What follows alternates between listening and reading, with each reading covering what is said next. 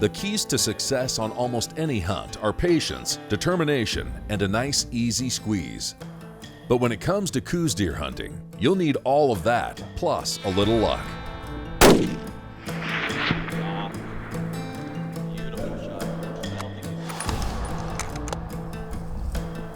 Thank you.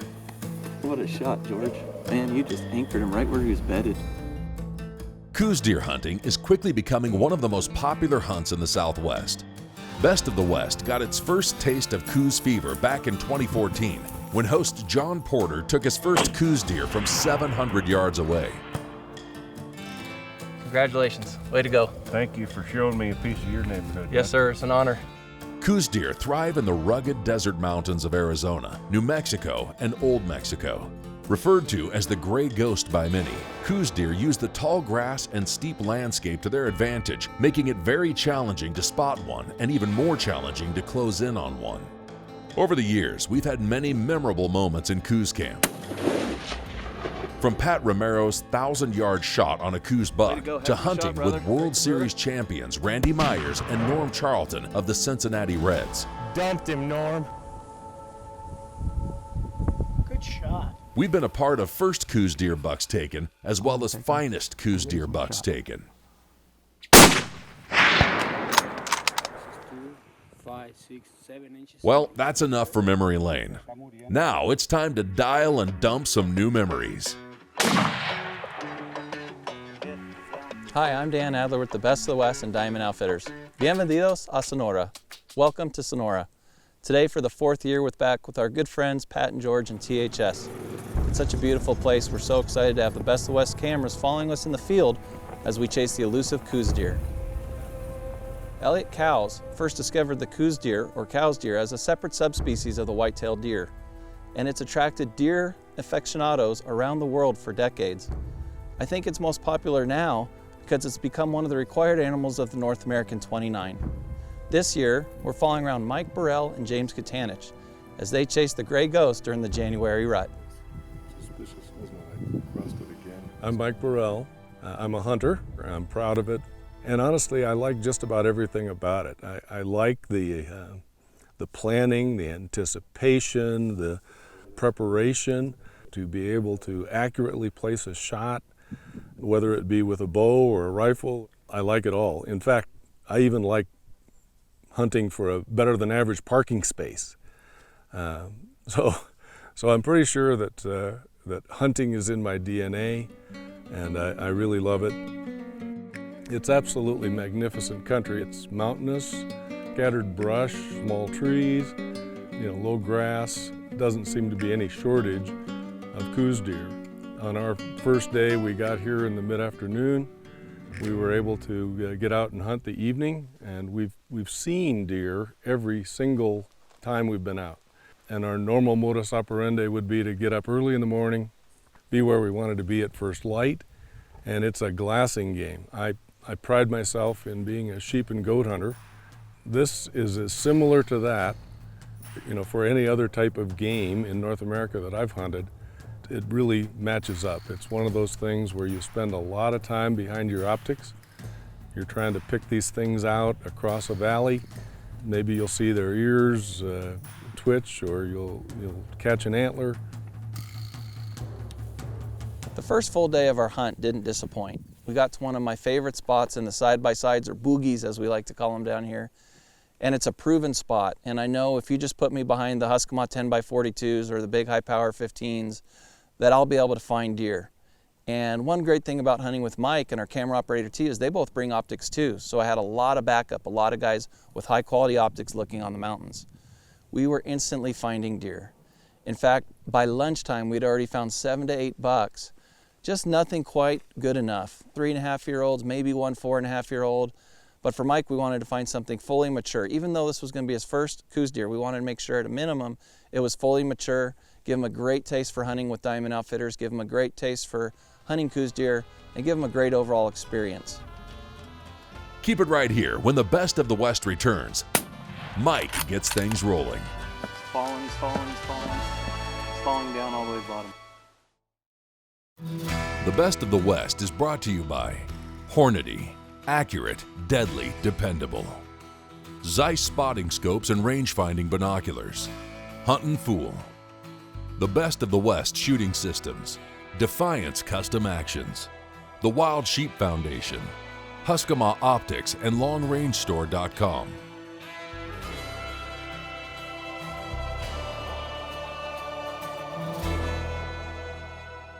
The next day, we hunted the full day. We saw deer. We just didn't see anything we particularly wanted to chase.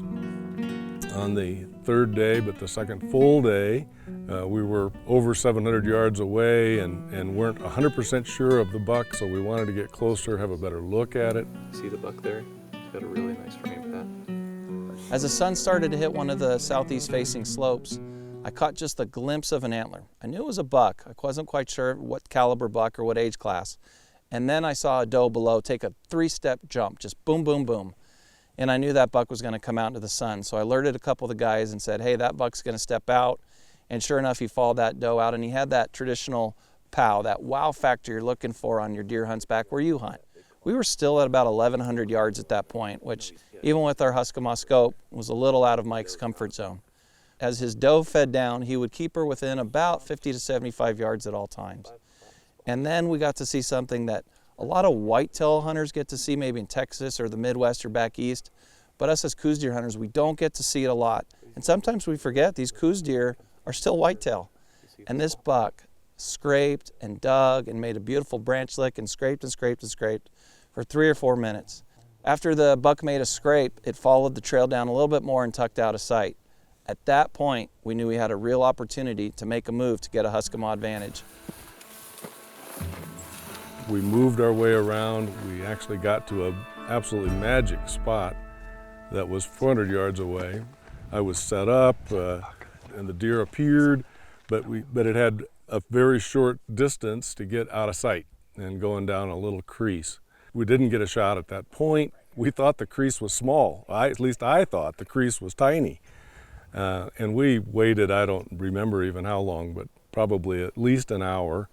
There was no resurfacing, so we decided we needed to circle around again where we could get a look in that crease. But we figured he had to be there because we could see both ends and we didn't see anything come out. And he was behind a doe when he went down there. So we made another loop around to a new spot, and we saw a couple of small bucks. We saw some does, but we did not see this buck, and honestly it was like seriously quiet most of the day. And we stayed clear up until the mid-afternoon, and since we hadn't seen him, nothing, we think he must have given us the slip somehow. So we went back and thought, we'll take a look there. So after not seeing anything at the setup point 3 for multiple hours, we decided to go back to setup spot 2 and see if it happened. Somehow it crossed over out of our sight. We got over there, we set up, we couldn't see anything, and honestly didn't see any deer there. I don't recall how long we spent, but it wasn't a long time. Since we couldn't see anything there, we maybe spent 40 minutes and headed back to point 3 and figured we'd just wait it out till dark. We were pretty confident he's in there somewhere. We thought the odds were still pretty good that he would pop up.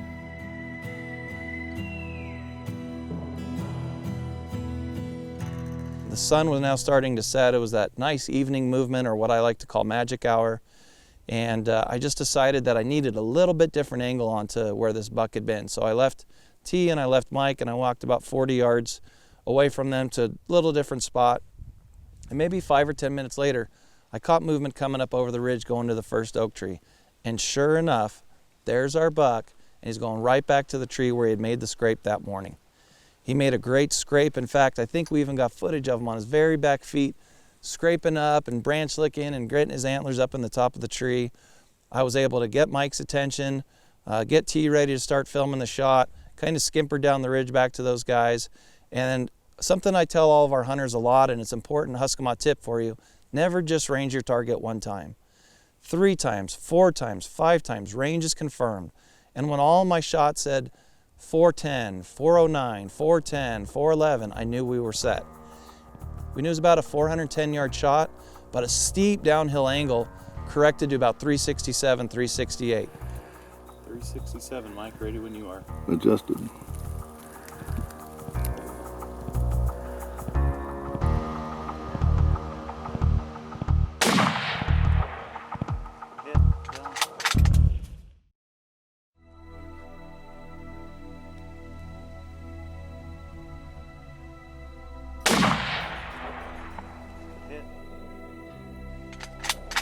He's running down to the bottom, guys.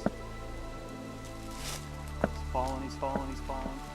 He's falling down all the way to the bottom, darn. He got a lock on him. Nice shot, Mike. And at the touch of the trigger, the buck absolutely cartwheeled. And of course, Coues deer being a Coues deer, it cartwheeled down the nastiest part of that mountain, through the mesquites, almost all the way to the bottom of the ditch. Mike took his time, touched it off, and Mike was one and done on that Coues deer buck with his Huskemaw scope.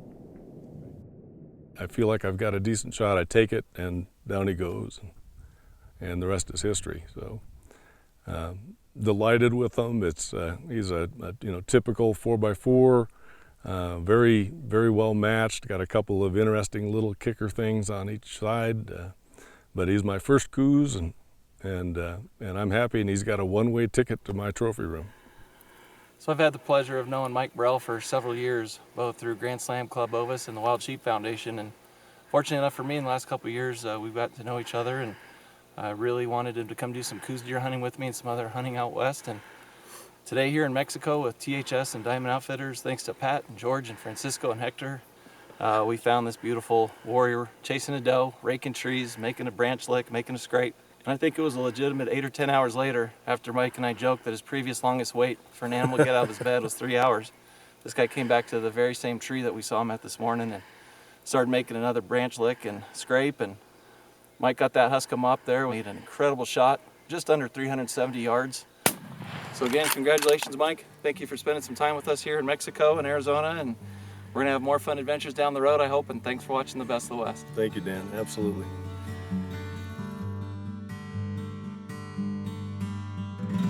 It's challenging, as I mentioned earlier. It's very optics heavy, and if you've already have sheep fever, I know you'll love it.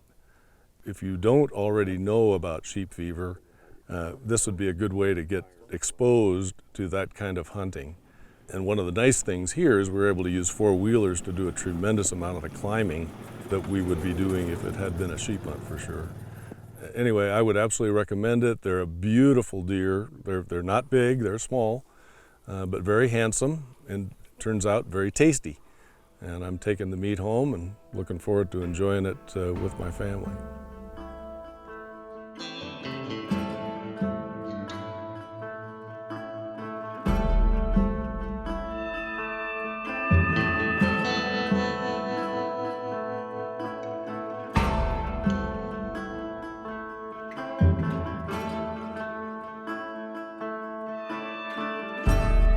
About 4 years ago, the Best of the West family welcomed James Catanich for his first bull elk hunt in Arizona.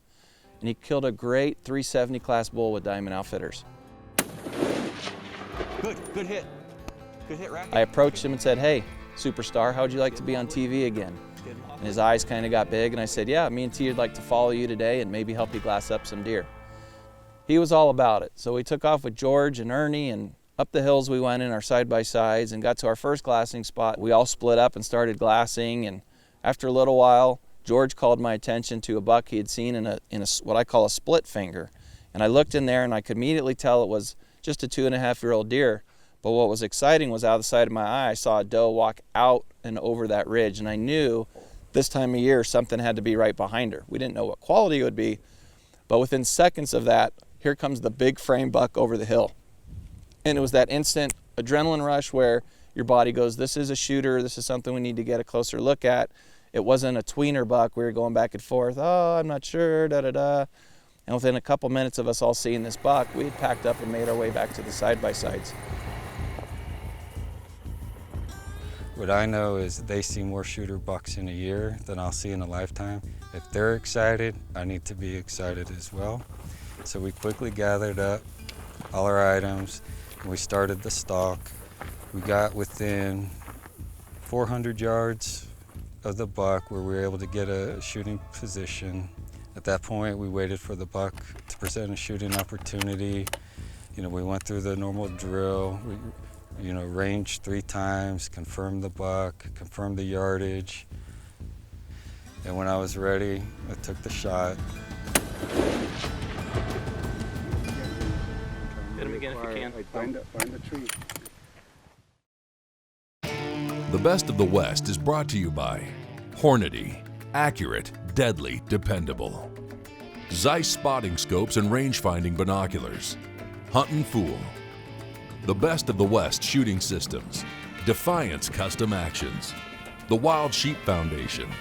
Huskemaw Optics and LongRangeStore.com.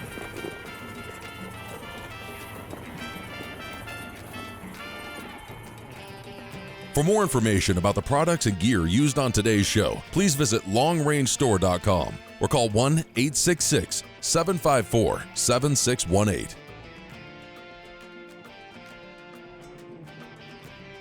For more information about hunting with Diamond Outfitters in Sonora, New Mexico, or Arizona, please call Dan at 520-730-8147 or online at www.diamondoutfitters.com.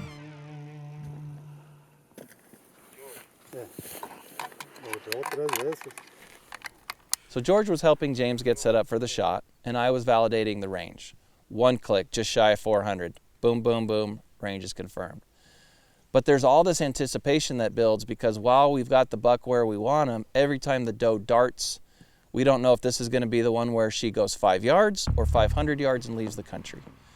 But as the guide and as the outfitter, we can't let our client feel too much of that anticipation or it'll just make him more nervous. So we were anxiously awaiting the buck to step out, and when he finally did, there was just a little piece of clump there, a little piece of greenery that we just weren't quite comfortable with him shooting through. And it finally took one more step, and I can remember in slow motion, that right shoulder took one more step, and then he stepped out and he stopped. And as a good spotter, George said, "There's your shot, take him when ready." And just shy of 400 yards, he touched off that trigger. And that deer just absolutely piled up, rolled downhill about 10 yards, and completely stopped. Game, set, match. This is my biggest buck of my life. He is beautiful. Look at the beauty, man. Oh, look at the beauty, man. Oh, they almost touched.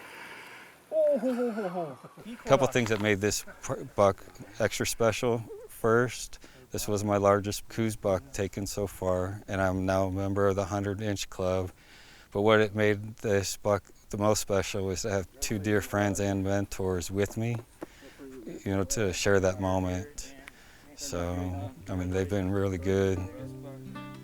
It was awe-inspiring just to see how large that buck really was. It was an old, mature buck. Dan estimated him at least 5.5 years old. Big body, big rack, a lot of character, big dark horns, a lot of mass.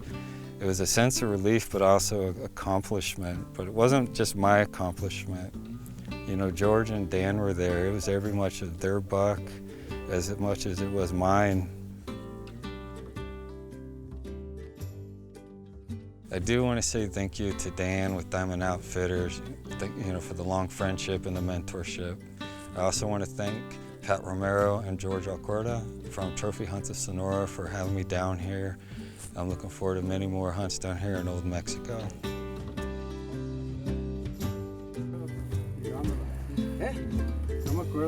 And before really even offering James the option, George had already radioed Ernie radioed the cowboy, and the cowboy was deployed. And what's kind of a cool thing too about the cowboys here is we don't get back for lunch very often. We're usually hunting all day, but on the days you do get back for lunch, the mules are sitting there all saddled up, ready to go. The cowboys is excited to come recover the deer as we are to shoot them. So in comes the cowboy, and he comes all the way to us. Truly the ultimate four-wheel drive machine, these mules. Comes all the way to us. With very little effort from us, he was able to get this Coues deer strapped to the second mule's saddle and make some really cool cowboy knots that one day when I grow up I hope to learn how to tie.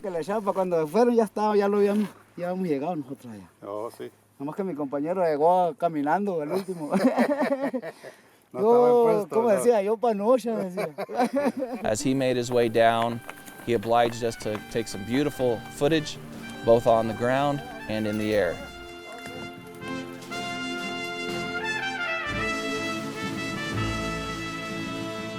Jack O'Connor considered the Coues deer the most difficult of all deer species to kill. And while you may live somewhere that have white-tailed deer in your backyard, this is more like a sheep hunt. It's steep mountains, big glass, and the gray ghost got its name for a reason. It can hide like no other animal. If you've ever even slightly considered doing a Coues deer hunt, now is the time. Don't wait any longer to do the mountain hunts you've always wanted to do. Thank you for watching this week's episode of The Best of the West. Join us next time for more long-range hunting adventures.